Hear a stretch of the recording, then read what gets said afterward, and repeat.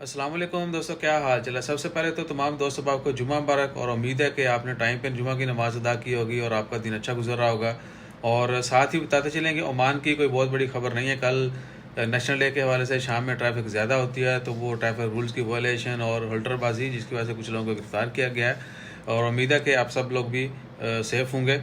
दूसरा है, पाकिस्तान और बांग्लादेश का T20 मैच चल रहा है और बांग्लादेश ने 129 बनाए थे, पाकिस्तान को 130 का टारगेट है, जबकि पाकिस्तान ने 7 ओवर में 32 रन बनाए हैं और 4 विकेटें फुर उड़ चुकी हैं, यानी आउट हो चुके हैं। पाकिस्तान के 7 ओवर में 32 स्कोर और 4 विकेटें पवेलियन वापस।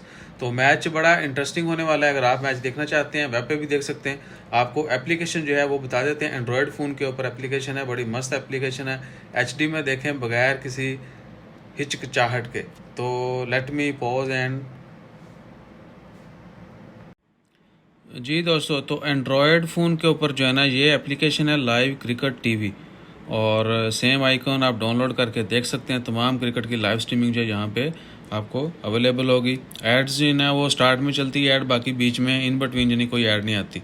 और ये आइकन मैंने सिर्फ इसलिए इधर रखा है कि ताकि बाकी आपको पिछली स्क्रीन का जो है ना पता ना चले कि मैं किहड़ी एप्लीकेशन यूज़ करता। तो अच्छा जी, उसके अलावा है वेब के ऊपर क्रिक टाइम है, स्मार्ट क्रिक है, crick7.net ब्ला ब्ला और बहुत सारी हैं, वहाँ पर भी आप देख सकते हैं। फेसबुक पेजेस के ऊपर बहुत सारे लोगों ने लाइव लगाया होता है, क्योंकि वहाँ पर कॉपीराइट का इतना इशू नहीं है, होता है लेकिन मैनेजेबल। तो जितने भी लोगों के पास एंड्रॉयड फ़ोन है, मोस्टली मेरे ख्याल से हमारे व्यूवर जो हैं वो फ़ोन के ऊपर ही देखते हैं, तो ये एप्लीकेशन बेस्ट है। बाकी अपना ख्याल रखिए और जैसे को मज़ीद अपडेट आती हैं वो भी शेयर करते हैं। और इंडिया के हवाले से खबर है, ये अलहदा भी शेयर करेंगे। इंडिया में हुकूमत ने जो किसानों के ख़िलाफ़ एक कानून था, जिसके ख़िलाफ़ जो है पूरे 1 साल से ज़्यादा हो चुका है किसान एहतजाज कर रहे थे, तो वो कानून वापस लेने का ऐलान कर दिया है। That's good news for Indian farmers.